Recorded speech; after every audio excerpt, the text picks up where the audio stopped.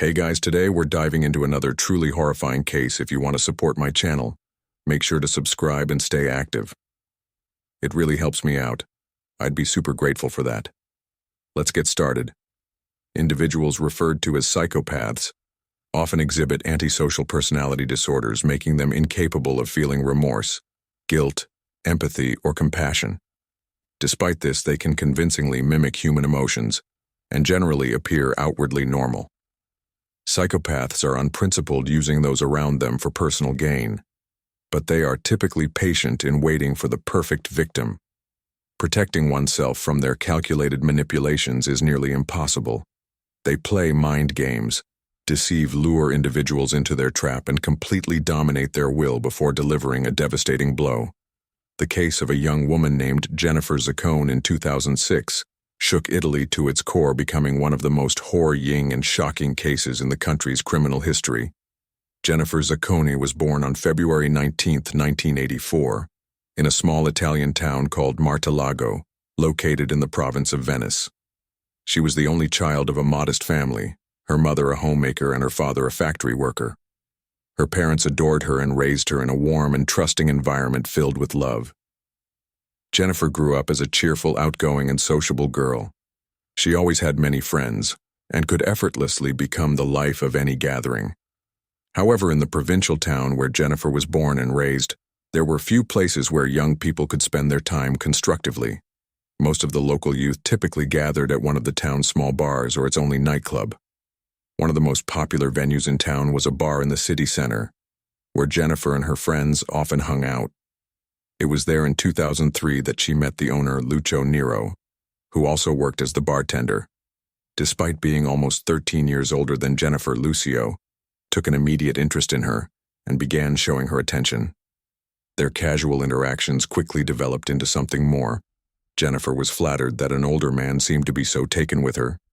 Lucio showered her with compliments, treated her to cocktails, gave her rides home in his car, and even surprised her with expensive gifts. Jennifer confided to her friends that she hadn't initially liked Lucio, but his strong charisma eventually won her over.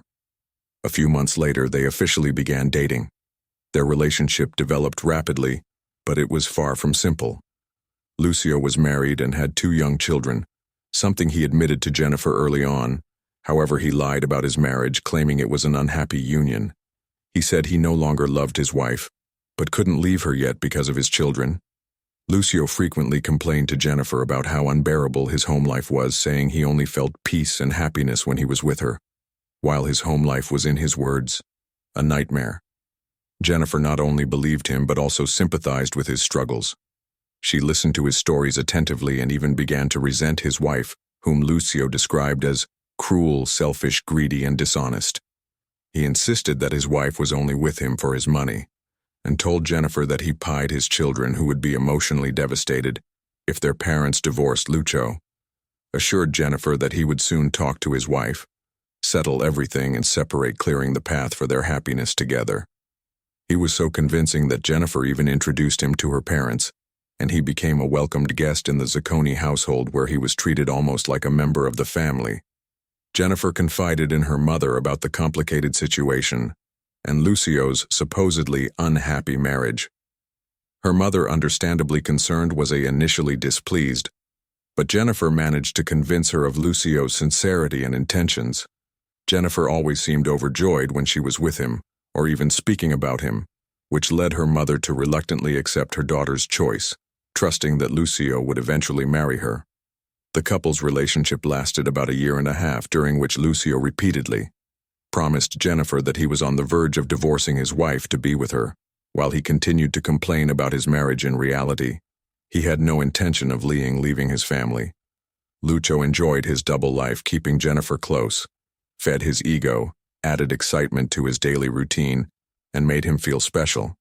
In September 2005, Jennifer unexpectedly discovered she was pregnant. Instead of feeling scared, she saw this as a sign. Perhaps even fate. She believed that the pregnancy would prompt Lucio to take decisive action, tell his wife the truth, finalize a divorce, and marry her as they had been planning. However, the reality turned out to be far different. On September 30th, during one of their usual meetings in a hotel room, Jennifer told Lucio she was expecting a child. There was no doubt about who the father was. Jennifer had been exclusively with Luo for the past year and a half, and he knew this as well. Accusing her of infidelity wasn't an option. Lucio's reaction was immediate. His expression changed, and he went silent before demanding that Jennifer terminate the pregnancy as soon as possible. Jennifer couldn't believe what she was hearing. At first, she thought he must be joking. But when she cautiously asked him to clarify, Lucio erupted. He grabbed her by the shoulders and shook her violently, shouting at her to fix this problem. Immediately, Jennifer was terrified. She had never seen Lucio act this way before. It seemed as though he was barely restraining himself from hitting her, and in truth, that's exactly what he was struggling to hold back. He paced the room in a frenzy, repeatedly asking her who else knew about the pregnancy that day. They were unable to have a calm conversation after a heated argument. They parted ways, each heading home. Jennifer wasn't overly upset by Lucio's reaction. Naively, she believed he just needed some time to process and come to terms with the situation before making the right decision. She chose not to pressure him and refrained from calling him in the days following their tense meeting. However, unable to hold back any longer, she eventually called him first. Lucio, on the other hand, was convinced that Jennifer had used the time to terminate the pregnancy and that their relationship would continue as it had before. His first question was about whether she had taken care of it, and when she told him she hadn't, he erupted. He began yelling over the phone, accusing her of trying to ruin his life. Once again, they couldn't have a calm conversation. Jennifer, realizing he hadn't changed his stance, firmly decided on her own that she would have the baby with or without his support. Time passed, and the two saw each other less and less. Their communication was sporadic and usually ended in heated arguments. Meanwhile, Lucio's wife remained unaware of her husband's affair or the fact that Jennifer was pregnant. Lucio continued to present himself as a devoted family man, doing everything he could to conceal his infidelity, while simultaneously pressuring Jennifer to terminate the pregnancy. Jennifer's parents supported her decision to keep the baby, reassuring her that they would help raise the child, even if the father never came around deep down. However, they hoped Lucio would eventually take responsibility, acknowledge the child, and marry Jennifer. As he had promised, for several months, Lucio avoided any contact with his pregnant lover. During this time, Jennifer had come to terms with the idea of becoming a single ESLA mother. She tried to stay positive and actively prepared for the baby's arrival. She already knew she was expecting a boy, and had even chosen a name for him, Haven. By the spring of 2006, the Zaccone household was fully prepared for the baby's arrival with her parents' help. Jennifer had set up a nursery complete with a crib stroller, blankets, and baby clothes. She had even sent Lucio ultrasound photos of their baby, along with a few messages. But he never responded. Despite his sill, Jennifer tried not to push him. She hoped to give him the space he needed to come around and believed that he would eventually choose her and their son. She checked her phone and email daily, waiting for a message or call from him. Then, at the end of April 2006, an unexpected phone call finally came. It was Luo. He asked how she was doing, and mentioned that they needed to meet for an important conversation. His tone was calm, and his voice was soft and gentle. Something Jennifer hadn't heard from him in months, for the first time since telling him about the pregnancy. Lucio sounded kind and sincere. He gave the impression that he truly wanted to discuss something important with her. Jennifer's heart leapt with hope. She thought Lucio had finally chosen her, and their unborn son decided to leave his unhappy marriage and was planning to propose to her during their meeting. She shared her thoughts with her mother, who agreed with her optimism. Jennifer's mother saw Lucio as a mature, responsible man who would be an ideal husband and father, and despite everything that had happened, she would have gladly welcomed him into their family. Lucio arranged to meet Jennifer on the evening of April 29th, suggesting they take a walk in a nearby park. It seemed odd that he didn't suggest a cafe or a hotel as he had in the past, but Jennifer didn't think much of it. She was simply eager to see him again at that point. Her due date was less than a week away, and she still hoped her child would have a father the evening before their meeting. Lucio called Jennifer again to confirm the details. He told her he would wait for her in the parking lot of a small shop about half a kilometer from her home.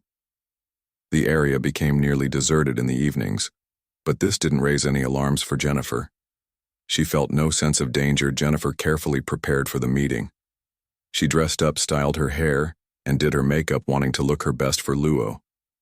She spent nearly an hour in front of the mirror, carefully choosing a dress to wear. She took a small purse containing her phone, a pack of mints, and just euros in cash.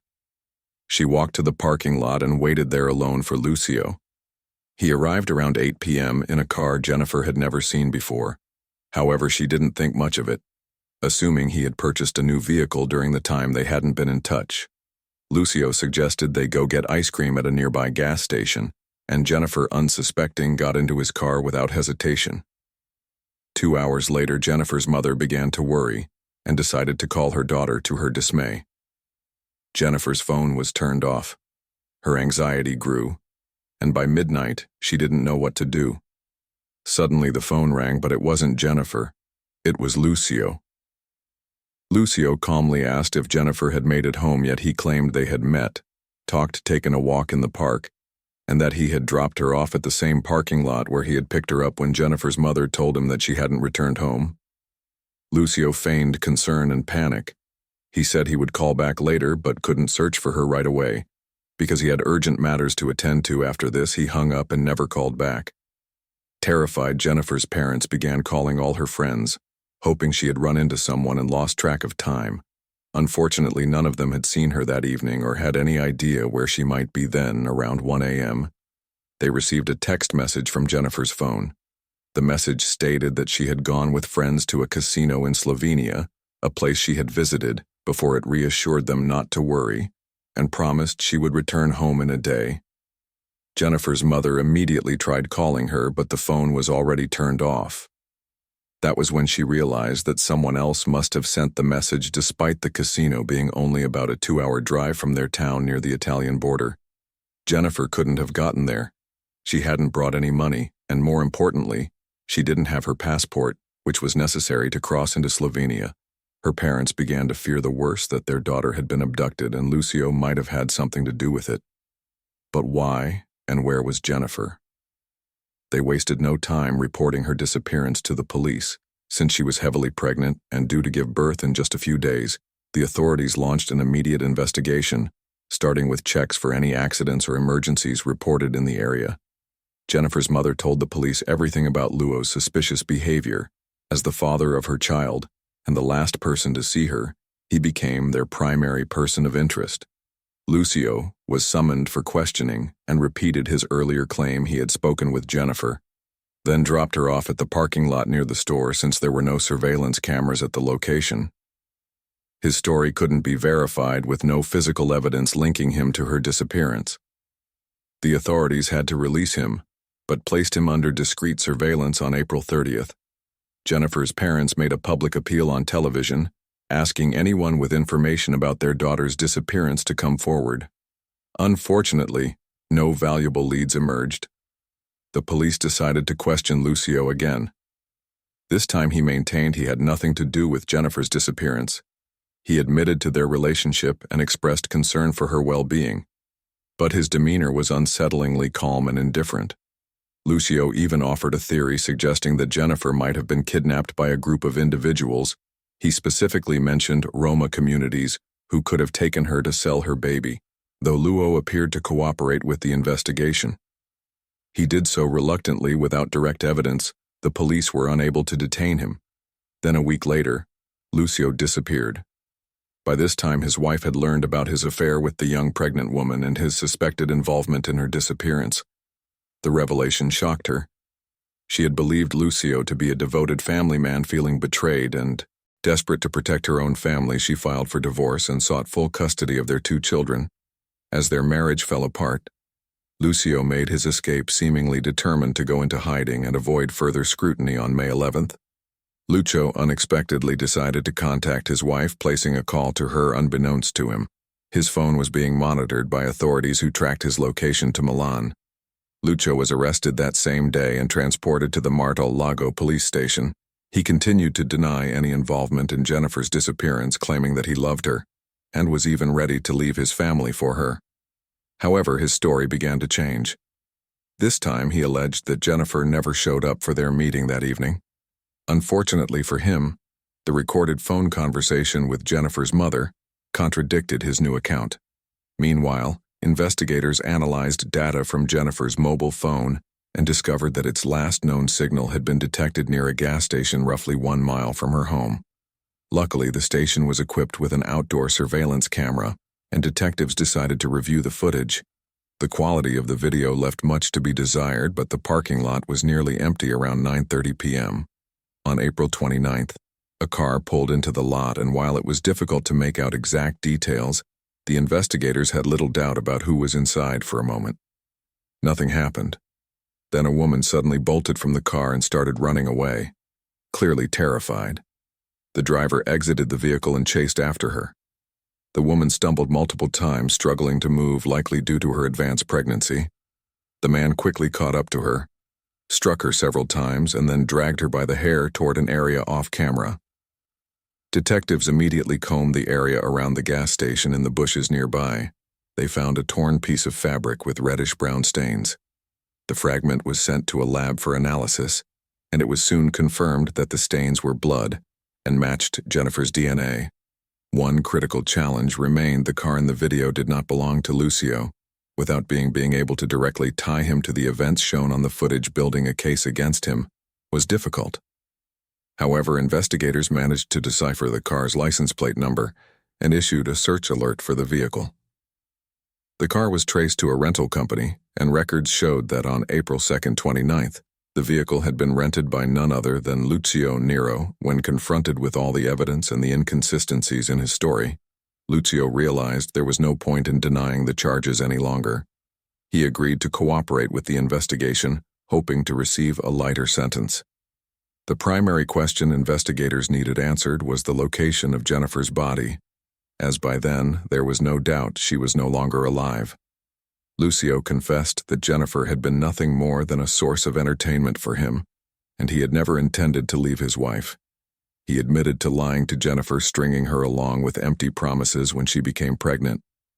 It was a shock to him, but he believed he could convince or pressure her to terminate the pregnancy. However, Jennifer refused, putting his marriage and financial stability at risk for 9 months. Lucio waited and hoped Jennifer would change her mind, but she never did. If she gave birth, he knew the truth would eventually come out, potentially leading to a divorce that would cost him half his business and require him to pay significant child support to protect his marriage and reputation. Lucio went to great lengths to keep his wife in the dark, but he knew that once the baby was born, the situation would become impossible to hide. Lucio arranged a meeting with Jennifer, and she happily agreed. According to him, he still hoped to convince her to end the pregnancy, seemingly ignoring the fact that she was just days away from giving birth. Their conversation quickly escalated into an argument, and they began shouting at each other. He drove to the gas station, believing it was a secluded spot with no cameras or witness where they could continue the discussion. During the argument, Jennifer allegedly threatened to tell his wife everything, which Lucio claimed drove him into a rage. He said he struck her several times in the face to silence her. But Jennifer then threatened to report him to the police. She got out of the car and tried to run. But her advanced pregnancy made it difficult for her to move quickly, and she stumbled and fell multiple times. Lucio caught up to her and in a fit of anger began hitting her. Then he dragged her by her hair into a wooded area near the road. Lucio claimed he had no intention of killing Jennifer, but was overcome with rage and lost control. He grabbed a piece of rope lying on the ground and used it to strangle her. However, the rope was old and rotted, breaking in his hands. By the time he realized what had happened, Jennifer was already unresponsive, panicking. He decided to get rid of her body. He dragged her farther away from the road until he came across a deep trench. Recent rains had turned the ground at the bottom into soft, wet mud. Lucio decided it was the perfect place to hide her body. He threw Jennifer face down into the trench, then climbed in after her and began stomping on her to push her deeper into the muddy ground. He walked back and forth over her body, even jumping on it to press it further into the muck. Afterward, he shoveled some dirt over her, but didn't bother to properly bury her, leaving the scene in a rush. The suspect led authorities to the site where he had hidden Jennifer's body. Investigators noted that the location was disturbingly well chosen for such a crime. Just a week earlier, construction workers had filled in the trench, making it highly unlikely that anyone would have found Jennifer's remains without Lucio's confession. Excavating the site and recovering the remains required significant effort. When the remains were sent for forensic examination, the results were shocking. Despite the decomposition, medical examiners identified numerous injuries sustained while Jennifer was alive, including bruises, abrasions, and scratches. Ligature marks on her neck indicated strangulation with a rope, but that was not what caused her death. Jennifer had lost consciousness during the assault, and Lucio had thrown her into the trench while she was still alive. Jennifer tried to breathe, which was evidenced by soil and mud found deep in her airways, ultimately causing her death. Furthermore, as Lucio stomped on her body to push it deeper into the mud, he fractured her spine, collarbone, arm, and several ribs. Experts concluded that both Jennifer and her unborn son could have survived if Lucio had stopped and called for help. Despite her injuries, her life and that of her child might have been saved. After confessing, Lucio claimed he had acted in a fit of rage, insisting he was temporarily out of his mind. He requested a psychological evaluation, but the results determined that he was fully aware of his at the time of the crime. However, experts did note signs of psychopathic tendencies. Prosecutors argued that Lucio's actions were premeditated. They believed he was motivated by the financial fallout he would face if his affair and Jennifer's pregnancy became public knowledge, leading to a scandalous divorce. There was no doubt that he committed the crime deliberately, and his primary motive was to protect his wealth.